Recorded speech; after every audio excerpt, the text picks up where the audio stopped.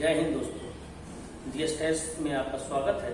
हम लोग पेट परीक्षा के लिए राष्ट्रीय आंदोलन के सिलेबस को लेकर चल रहे थे।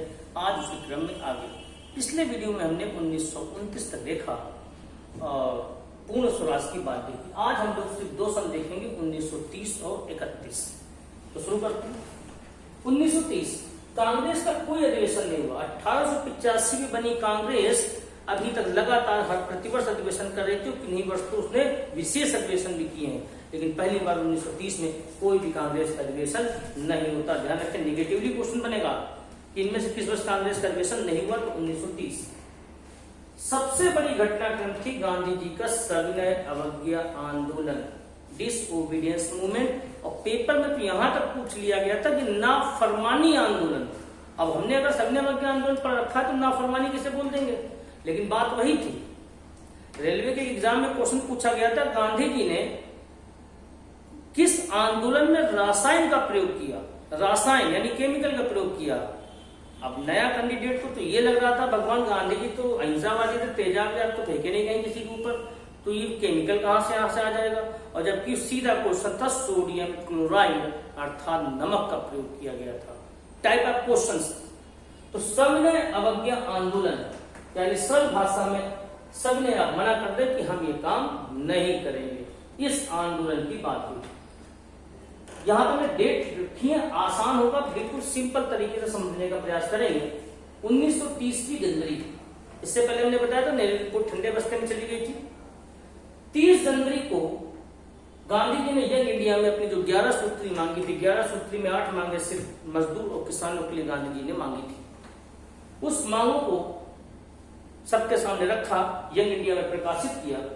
उसके बाद फरवरी में गांधी जी ने एक चिट्ठी लिखी इरविन को कि भैया इसके बारे में कुछ बता रहे हैं, अगर आप उसको मान लेते हैं तो मैं अपना आंदोलन निरस्त कर दूंगा। लेकिन जो इरविन ने जवाब दिया वो असंतोषजनक भरा जवाब दिया। गांधी ने यह कहा था, अगर आप मेरी 11 सूत्री मांगे मानते हैं तो मैं अपने सविनय अवज्ञा आंदोलन को वापस ले लूंगा। इरविन ने उसका जवाब जो दिया वो ठीक नहीं था और 12 मार्च को गांधी जी ने शुरू कर दिया सविनय अवज्ञा आंदोलन। 12 मार्च को ये शुरू होगा। समझिएगा कहां शुरू होता, साबरमती आश्रम से गांधी जी इसको शुरू करते। साबरमती आश्रम से गांधी जी इसको शुरू करेंगे और 78 लोगों के साथ चलेंगे। कहीं कहीं किताब में 79 भी दिया गया है, तो ये तर्क दिया जाता है कि यहाँ गांधी जी को प्लस कर लिया गया है। कहीं कहीं गांधी जी के 2 बेटों को भी जोड़ लिया गया है, तो 79 तो 81 भी हो जाता है। लेकिन फिलहाल जो सबसे सही आंसर चेक होता है वो 78 ही चेक होता है। अगर मान लीजिए 81 चेक कर देता है तो उस पर फिर हम कुछ कर भी नहीं सकते हैं, या तो ऑप्शन ना दे, ऑप्शन देगा नहीं तो ज्यादातर रही हुआ कि ऑप्शन ना दिएगा।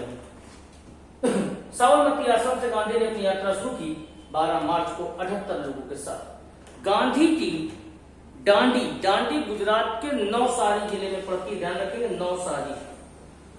नवसारी, ठीक है, नवसारी जिले में डांडी पड़ती है। वहां गांधी जी पहुंचते 5 अप्रैल को।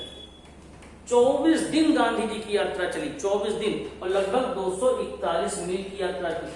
अब हमने मान लीजिए मील में क्वेश्चन को पढ़ा, वहां पे 4 किलोमीटर में आते हैं, तो हमें कुछ याद नहीं करना। 1.6 से मल्टीप्लाई कर रही है तो आंसर हमारा क्या आ जाएगा, किलोमीटर में आ जाएगा। लगभग 385 के आसपास पहुंचेगा।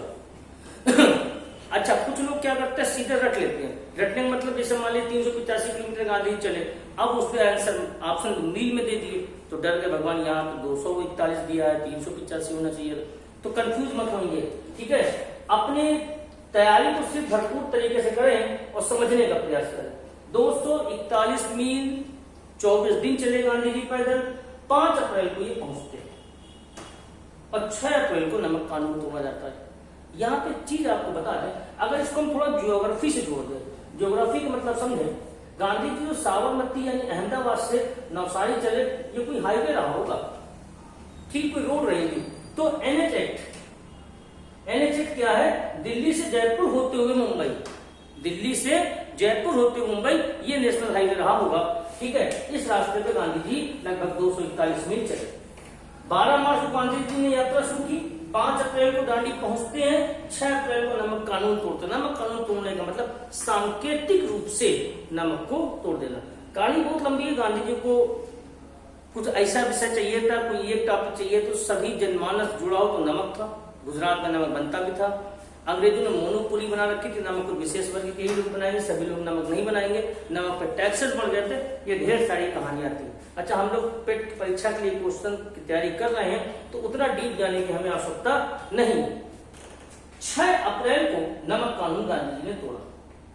4 मई को गांधी जी को गिरफ्तार कर लिया गया। देखिए, जनवरी, फरवरी, मार्च, अप्रैल, मई, 30 जनवरी को गांधी ने जो अपना यंग इंडिया में न्यूज़पेपर में 11 सूत्री कार्यक्रम दिए। 2 फरवरी को इरविन को चिट्ठी लिखी, जवाब असंतोषजनक आया। 12 मार्च को यात्रा शुरू की। 5 अप्रैल को गांधी जी दांडी पहुंचे। 6 अप्रैल को उन्होंने नमक कानून तोड़ा और 4 मई को गांधी जी की गिरफ्तारी हो जाती है। एक क्वेश्चन बनेगा, गांधी जी की गिरफ्तारी होने के बाद सविनय अवज्ञा आंदोलन का नेतृत्व किसने किया? तो अब्बास तैयब जी ने किया।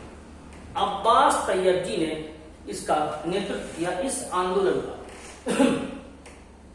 क्वेश्चन एक कई बार बना है कि गांधी जी के साथ सविनय अवज्ञा आंदोलन में कौन पत्रकार था? तो वेब मिलर थे। गांधी जी के साथ कौन पत्रकार थे? तो वेब मिलर थे। यहां पे एक स्टेटमेंट पूछा जाता है। गांधी जी ने जब इरविन को चिट्ठी लिखी, उसका जवाब ठीक नहीं आया तो गांधी जी ने एक बात बोली। गांधी जी ने कहा, स्टेटमेंट बनता है कि हमने घुटने टेक कर रोटियां मांगी थी, जवाब में हमें पत्थर मिले। अब पेपर में क्वेश्चन क्या आएगा? ये स्टेटमेंट लिख के देगा हमको कि हमने घुटने टेक के रोटियां मांगी, जवाब में हमें पत्थर मिले। नीचे 4 ऑप्शन होंगे, असहयोग आंदोलन, सविनय अवज्ञा आंदोलन, अंग्रेजों भारत छोड़ो और स्वदेशी आंदोलन। तो हमारा आंसर क्या होगा? सविनय अवज्ञा आंदोलन। इसी दौरान 1930 में कई आंदोलन और होते हैं, जैसे लाल कुर्ती, पेशावर आंदोलन इसको बोल सकते हैं। खान अब्दुल गफ्फार खान, जिनको खान अब्दुल गफ्फार खान को MWFP का गांधी बोलते हैं। लाल कुर्ती आंदोलन के जो प्रमुख व्यक्ति थे खान अब्दुल गफ्फार खान थे। इसका ईयर भी 1930 ही है, ध्यान रखेंगे। इनको NWFP का Gandhi, north west frontier province का गांधी कहा गया, खान अब्दुल गफ्फार खान को। ठीक है, नॉर्थ वेस्ट फ्रंटियर प्रोविंस का गांधी कहा गया। इन्हीं को बादशाह खान कहा गया, इन्हीं को सरहदिया गांधी कहा गया, इन्हीं को फ्रंटियर गांधी कहा गया। ज्यादातर बुक्स में हम लोग सिंपल जो पढ़ते हैं तो क्या पढ़ते हैं? फ्रंटियर गांधी। पेपर में अक्सर को सरहदिया गांधी लिख देता है। ये क्वेश्चन इस तरीके से देता है कि जो किताब में नहीं लिखे देते हैं। अक्सर क्या होता है, जैसे एक सिंपल सा क्वेश्चन है देशबंधु, देशबंधु आपने पढ़ लिया चित्तरंजन दास, वो क्वेश्चन को मूव करा देगा कि फ्रेंड ऑफ नेशन किसे कहा जाता है। जनरल कैंडिडेट की एक आदत होती है, जो जिस रूप में लिखा होता उसी रूप में उसको पढ़ लेता है, उसमें दिमाग नहीं लगा पाता। एक इंटरव्यू हमने कहीं देखा था, बैंक का इंटरव्यू था, इसी वीडियो में कहीं देखा था, बड़ी पुरानी बात है। तो वो लड़का बांदा जिले का था और इंटरव्यूअर ने उससे पूछा कि आप जीटी दास की कोई 2 रचनाएं बता दें। बैंक पीओ का इंटरव्यू था, जीटी दास की 2 रचनाएं पूछी गई थी। लड़का ठीक ठाक होगा, जो इंटरव्यू फाइट कर रहा था। अब को लगा कि जीटी दास तो हमने कभी देखा नहीं। जब नहीं बता पाया तो महोदय ने बोला, ये गोस्वामी तुलसीदास है। दिमाग ने क्लिक किया। अब गोस्वामी तुलसीदास की मिनिमम तो 2 रचना बता ही देता लड़का, लेकिन उनको लगा कि जीटी दास कोई दूसरी टाइप की चीज होगी, ये हमने कभी पढ़ी नहीं है, गोस्वामी तुलसीदास। तो इस चीज से भी बचना है। ये पेपर है हम लोगों का, हम लोगों की पढ़ाई एजुकेशन टेस्ट नहीं कर रहा, वो देख रहा है कॉमन सेंस कितना आपके पास है, आप कितना सॉल्व कर सकते हो। बहुत पढ़ाई नहीं करनी है। किसी भी सिलेबस में ये नहीं लिखा होता कि बहुत ज्यादा लेवल की बातें होंगी। पेट का आप देखेंगे तो उसमें लिखा 10वीं स्तर तक की कठिनाइयों के प्रश्न, 10वीं स्तर तक की कठिनाई। वहां कोई पोस्ट ग्रेजुएशन और बड़ी डिग्री नहीं मांगता है। तो इस बात का ध्यान रखते हुए काम करेंगे। तो सरहदिया गांधी, फ्रंटियर गांधी, बादशाह खान, ठीक है, ये सारे नाम किसके हो गए? ये खान अब्दुल गफ्फार खान के नाम हो गए। ये अपना आंदोलन कर रहे थे, इसी को लाल कुर्ती को रेड शर्ट मूवमेंट बोल सकते हैं। इनकी टीम चल रही थी, आंदोलन को आगे बढ़ा रही थी। गढ़वाल रेजिमेंट को आदेश मिला सरकार की तरफ से कि आप इनको रोकिए और इन पे गोलियां चलाएं। गढ़वाल रेजिमेंट में जो उस समय लीड कर रहे थे वीर चंद गढ़वाली, उन्होंने मना कर दिया, क्योंकि हाथ में इनके गांधी जी का झंडा था, हम अपने झंडे पे गोलियां नहीं चलाएंगे। उनको रेजिमेंट से बर्खास्त कर दिया गया। तो ये लगा कि कहीं ना कहीं जो सैनिक वर्ग है वो भी अंग्रेजों से खफा है और हमारे साथ। इसी समय मणिपुर में एक आंदोलन हुआ, जियाल रानी गौडिन्याल। रानी गौंडनियाल के चचेरे एक भाई थे यदुनाल, वो जनजातियों को लीड कर रहे थे और रानी गौंडनियाल ने आगे चल के उसका नेतृत्व किया। 13 वर्ष की उम्र में ये गांधी के साथ जुड़ गई और आंदोलन को पूर्वोत्तर भारत एक ऑप्शन, अगर पूर्वोत्तर भारत नहीं देगा तो मणिपुर लगाएंगे, ठीक है। तो वहां पर उन्होंने नेतृत्व किया। एक क्वेश्चन बनता है, रानी किसे कहा जवाहरलाल नेहरू ने? तो इनको रानी की उपाधि से पंडित जवाहरलाल नेहरू ने नवाजा था रानी गौंडनियाल को। इसी समय चटगांव कांड हुआ।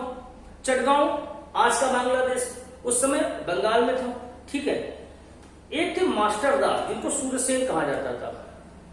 चटगांव में शस्त्रागार डकैती कांड, वहां पे आर्मी के सामान रखे हुए थे, उनकी पार्टी चल रही थी, यहाँ पे हमला बोला गया। इनकी सेना में जो इनकी आर्मी थी, इंडियन रिपब्लिक आर्मी जो बनाई थी इन्होंने, उसमें 2 महिलाएं थी, कल्पना दत्त और प्रीतिलता वडेडा। इन लोगों ने बढ़ चढ़ कर हिस्सा लिया चटगांव डकैती कांड में। बाद में प्रीतिलता वडेडा घायल हो जाती हैं और आत्महत्या कर लेती हैं। इसी समय एक आंदोलन और चला, धरसना कांड। धरसना की लोकेशन मुंबई में। यहाँ पे नमक का गोदाउन था। नमक के गोदाउन को जब लोगों ने लूटने का प्रयास किया, उस दिन लीड कर रहे थे गांधी जी के पुत्र मणिलाल, अगले व्यक्ति इमाम साहब, सरोजनी नायडू, ये लोग लीड कर रहे थे। पुलिस ने इन पे बर्बरता से लाठीचार्ज किया और इसका वर्णन बिल मिलर ने बताया कि जितनी बर्बरता से लाठीचार्ज किया गया, ये बहुत ही गलत कृत्य किया गया सरकार की तरफ से। ये सारे कांड भी 1930 में ही चल रहे थे। गांधी को जेल चले गए थे। सुभाष चंद्र बोस ने गांधी की जो ये यात्रा निकाली थी, पद यात्रा, इसको हिटलर के पेरिस मार्च से तुलना की और मुसोलिनी के रोम मार्च से तुलना की, कि मतलब ये जो यात्रा निकाली गई, इनसे तुलना की जाती है। ये गांधी जेल में है इस समय, ये सारे आंदोलन धीमे धीमे खत्म हो गए। ये 30 का टाइम चल रहा है। अब क्या होता है, आपने देखा होगा साइमन कमीशन की बात हम बता चुके थे। साइमन कमीशन वापस जाता है और वहां से अपनी रिपोर्ट देता है। तो सरकार क्या करती है, भारतीयों को आमंत्रित करती है। किस लिए? साइमन कमीशन की रिपोर्ट देखने के लिए, कि आप लोग आओ देखिए आपके लिए क्या रिपोर्ट हमने तैयार की है। और उस रिपोर्ट को दिखाने के लिए भारतीयों को बुलाया जाता है। जब भारतीयों को बुलाने की बात होती है तो भारत से लोग तो कई पहुंचे, लेकिन ना तो गांधी जी गए थे ना कांग्रेस गई थी। तो ब्रिटिश मीडिया ने इस बात को उठाया कि अगर आपको एक्चुअल भारत में के लिए कुछ करना है, कोई उनसे बात करनी है, तो कांग्रेस से बात करो, जो उस समय करता रहता कांग्रेस थी। और नहीं कांग्रेस, मिनिमम गांधी जी को तो आप बुला लो। ऐसे लोगों को बुलाए जो हाँ में हाँ मिलाने के लिए तैयार थे। ये 2 देशों की वार्तालाप थी, तो ऐसा नहीं। अब बुलाए किसी को, तो रजवाड़े के लोग थे जो बोलते हाँ भाई ठीक है, सब ठीक है, लेकिन जब डिस्कशन होना है तो पहला गोलमेज सम्मेलन यहीं पे होता है। आपको बता दें 3 गोलमेज सम्मेलन है, 1930 है, 31 है, 32 है। तीनों गोलमेज सम्मेलन सेंट जेम्स पैलेस नामक बिल्डिंग में होंगे। तीनों गोलमेज सम्मेलन के समय रेंजे मैकडोनाल्ड वहां के प्रधानमंत्री रहेंगे। अगर क्वेश्चन ये बन जाए कि गोलमेज सम्मेलन का उद्घाटन किसने किया था, तो उद्घाटन तत्कालीन वहां के राजा जॉर्ज पंचम के द्वारा उद्घाटन किया गया था, जॉर्ज पंचम के द्वारा। इसी 1930 में सीवी रमन को नोबेल प्राप्त होता है। चंद्रशेखर वेंकट रमन, इनको नोबेल प्राप्त होता है। ये भारत के पहले वैज्ञानिक नोबेलिस्ट थे जिनको नोबेल प्राप्त हुआ। पहले नोबेलिस्ट मैंने बताया था रविन्द्रनाथ टैगोर थे। इसी वर्ष आनंद भवन देश को समर्पित कर दिया जाता है स्वराज भवन के रूप में। 1930 में ये घटनाक्रम चल रहा था। अभी भगत सिंह जेल में, गांधी जी जेल में, गोलमेज सम्मेलन में कोई गया नहीं, ये घटनाक्रम यहाँ तक है। अब हम लोग 31 की तरफ चलते हैं। 31 में देखिएगा फिर वही कहानी। 31 वेरी वेरी इंपॉर्टेंट है, ध्यान रखिएगा। सबसे ज्यादा क्वेश्चन मॉडर्न हिस्ट्री किसी ईयर से पूछे जाते हैं तो 31 में सबसे बड़ा पेश तो ये कि 2 गवर्नर, एक तो इरविन और दूसरे वेलिंगटन, देखते हैं 26 जनवरी को गांधी जी रिहा किए जाते हैं। गांधी जी गिरफ्तार हो गए थे, हमने बताया 4 मई 1930 को गांधी जी गिरफ्तार। केस क्या था? सविनय आंदोलन। गांधी जी को जेल में रखा गया। उसके बाद 26 जनवरी को गांधी जी को रिहा किया गया। जनवरी के बाद फरवरी है, चंद्रशेखर आजाद शहीद हो जाते हैं इलाहाबाद के अल्फ्रेड पार्क में। 2 सुखदेव थे, एक सुखदेव राज, एक सुखदेव थापर। भगत सिंह के साथ जो व्यक्ति थे उनका नाम था सुखदेव थापर, और एक सुखदेव राज थे, वो चंद्रशेखर आजाद के साथ उस दिन इलाहाबाद के अल्फ्रेड पार्क में वार्तालाप कर रहे थे, और किसी अन्य व्यक्ति ने एक अंग्रेजों को जाकर सलाह मतलब ये मुखबरी कर दी कि आजाद वहां पर बैठे हैं। उस समय जो अधिकारी थे उनका नाम था बावरनाट, उन्होंने अल्फ्रेड पार्क को घेर लिया और गोलीबारी गोली चलाते रहे। जब अंतिम गोली चंद्रशेखर आजाद के पास बची तो उन्होंने स्वयं को गोली मार ली। आजाद रहे, कभी भी पुलिस के हत्थे नहीं चढ़े। 27 फरवरी को चंद्रशेखर आजाद शहीद हो जाते। फरवरी के बाद आता मार्च। ब्रिटिश मीडिया की बात से वहां की गवर्नमेंट थी, मैकडोनाल्ड साहब की गवर्नमेंट थी, उनको लगा बात तो सही है, तो इरविन को चिट्ठी भेजी, कुछ भी करो गांधी को लंदन भेजो गोलमेज सम्मेलन में, दूसरे गोलमेज सम्मेलन में। इरविन ने गांधी को बुलाया। तेज बहादुर सप्रू की मध्यस्थता के बाद गांधी इरविन समझौता होता है। 5 मार्च को दिल्ली समझौता बोलने या गांधी इरविन समझौता बोलने, इस बात पे ये समझौता होता है। इनको रिहा तो हो गए थे। इरविन ने कहा कि आपके जो 1 लाख बंदी हैं उनको हम रिहा कर देंगे, जो आपके पीछे थे, भारत माता जय, गांधी जी की जय का नारा लगा रहे थे, इनको हम जेल से रिहा कर देंगे। आप अपने धरने शांतिपूर्वक तरीके से करिए, आप लंदन चले जाइए, दूसरे गोलमेज सम्मेलन में इंडिया को रिप्रेजेंट करें। इसी समय भगत सिंह जेल में बंद थे। गांधी जी ने कहा भगत सिंह का क्या, तो इरविन ने मना कर दिया कि भगत सिंह को हम नहीं छोड़ेंगे, भगत सिंह ने मर्डर किया। अब हमारी एक्सपेक्टेशन ये थी जनता की कि गांधी ने कई पारियां खेली थी, कहीं भूख हड़ताल कर रहे थे, आमरण अनशन कर रहे थे, है ना, लेट जाते थे, तो एक बार गांधी जी फिर ऐसे कर लेते तो भगत सिंह हो सकता तो आजाद हो जाते। भाई उम्मीद किससे करते हैं? जो बड़े बल्लेबाज होते हैं। भाई छोटे बल्लेबाज से उम्मीद नहीं करते हैं। अगर इंडिया के सामने टारगेट 300 रन का आ जाएगा तो हम लोग फिर वही रोहित विराट और राहुल की तरफ देखना शुरू कर देते हैं, बाकी लोग की तरफ देखते। अगर ये लोग नहीं मार पाते हैं तो फिर हम लोग उतना क्या किया जा सकता। तो गलती इन्हीं को सबसे ज्यादा सुनना भी पड़ता, आलोचना भी इन्हीं की होती कि तुम क्यों नहीं चले उस दिन। गांधी जी अगर अपना एक्चुअल खेल को पहले खेलते तो शायद भगत सिंह आजाद हो सकते थे, लेकिन ऐसा नहीं हो पाया। 5 मार्च, अब देखिएगा 5 के इसी मार्च की 23 तारीख को, ज्यादा अंतर नहीं, 18-5-23, लगभग 17-18 दिन के अंदर भगत सिंह को फांसी दे दी गई। भगत सिंह, सुखदेव, राजगुरु तीनों को फांसी दी गई। क्वेश्चन पूछा गया था कि भगत सिंह को जो फांसी दी गई थी, फांसी देने का जो समय निर्धारित उससे कितने घंटे पहले दी गई थी? समझिए बात को आप, क्वेश्चन कितने तरीके से पूछ रहा। हम लोग सिर्फ सिंपल क्वेश्चन पढ़ के जा रहे हैं, कुछ उसमें एक्स्ट्रा मेहनत नहीं कर रहे हैं, उतना ही पढ़ रहे हैं। हमसे सबको मालूम भगत सिंह को फांसी एक दिन पहले दे दी गई थी, रात में दी गई थी, यानी तकरीबन 12-13 घंटे पहले भगत सिंह को निर्धारित समय से पहले फांसी दी गई थी। फांसी भगत सिंह, सुखदेव और राजगुरु को दी गई थी। केस क्या था? लाहौर षड्यंत्र या भगत सिंह ट्रायल। समझेंगे आप? अभी थोड़ी देर पिछले वीडियो में हमने आपको बताया था कि भगत सिंह जो गिरफ्तार हुए थे, असेंबली में बम फेंकने के लिए गिरफ्तार हुए थे, उसके लिए उनको सजा दी गई थी उम्र कैद की। लेकिन जो फांसी दी गई सैंडर्स मर्डर के लिए दी गई थी, ये वाली फांसी। ठीक है, तो ये क्वेश्चन हमें समझना है, पढ़ के, और फिर 4 ऑप्शन देख के टिक करना है, सीधे रटना नहीं है। इसी मार्च के लास्ट में कराची अधिवेशन होता है, सक्रम से है कराची अधिवेशन। कराची पाकिस्तान में वर्तमान समय है। इसके अध्यक्ष सरदार वल्लभ भाई पटेल थे, और इसमें पंडित जवाहरलाल नेहरू ने पहली बार मूल अधिकार की बात रखी थी। मूल अधिकार कहां उठाए गए थे? इसी कराची अधिवेशन में उठाए गए थे। गांधी जी जब कराची पहुंचे तो गांधी जी को काले झंडे दिखाए गए, काले गुलाब दिए गए। इनका विरोध हुआ क्योंकि भगत सिंह की फांसी हो चुकी थी, और भगत सिंह का उस समय जो क्रेज था युवाओं के अंदर बहुत ज्यादा था। गांधी जी को बड़ा भारी विरोध यहाँ पर झेलना पड़ गया। इसी अधिवेशन में एक स्टेटमेंट है गांधी जी का, अक्सर पेपर में पूछा जाता है कि गांधी मर सकता है लेकिन गांधीवाद जिंदा रहेगा।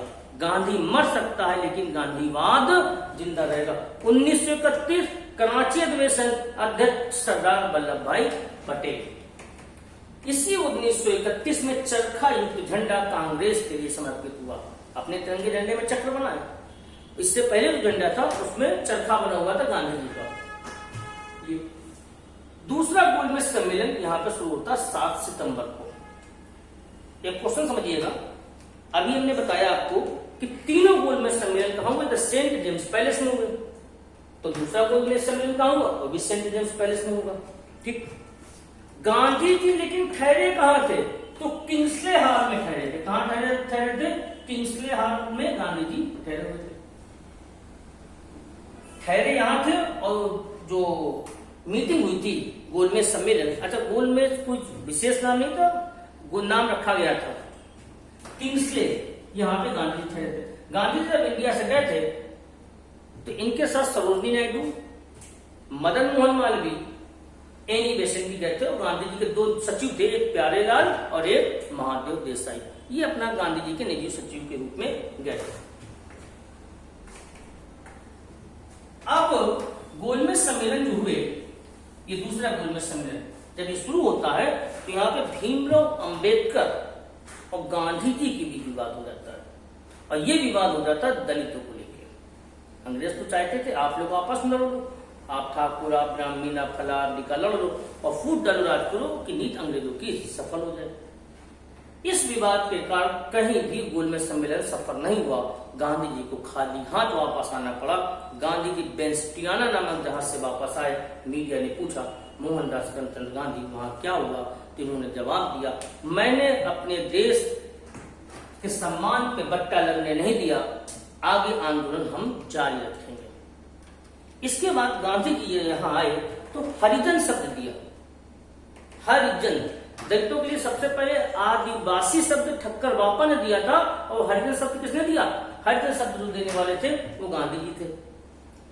आगे फिर हरिजन सेवक संघ बनेगी, हरिजन बंधु न्यूज़पेपर आएंगे, ये सब होते रहेंगे। वेलिंगटन इस समय गवर्नर थे। एक बात और कही जाती है, गांधी का समझौता हुआ था इरविन के साथ, लेकिन जब गोलमेज सम्मेलन कंडक्ट हुआ तो वेलिंगटन था। वेलिंगटन उन समझौतों पे ध्यान ही नहीं दे रहा था। वेलिंगटन उन समझौतों, भाई आपकी किसी और से बात हुई, अब उस व्यक्ति का ट्रांसफर हो गया तो कहीं ना कहीं तो ऊपर नीचे कुछ ठीक नहीं होगा। तो ये असफलता का एक कारण ये भी बताया जाता है कि जो समझौता हुआ था इरविन से हुआ, और जब गोलमेज सम्मेलन कंडक्ट हुआ तो उस समय गवर्नर कौन हो गए थे? वेलिंगटन हो गए थे इंडिया के। और भारत मंत्री जो थे सैमुअल हॉर थे, इनका भी पूर्णतया पूरी तरीके से सपोर्ट नहीं मिल पा रहा था। तो आज हम लोगों ने 1930 और 31 की घटनाक्रम देखे। ये क्रम इसी प्रकार से आगे बढ़ता रहेगा। आप इसको नियमित रूप से देखते रहें, सफलता जरूर मिलेगी। धन्यवाद।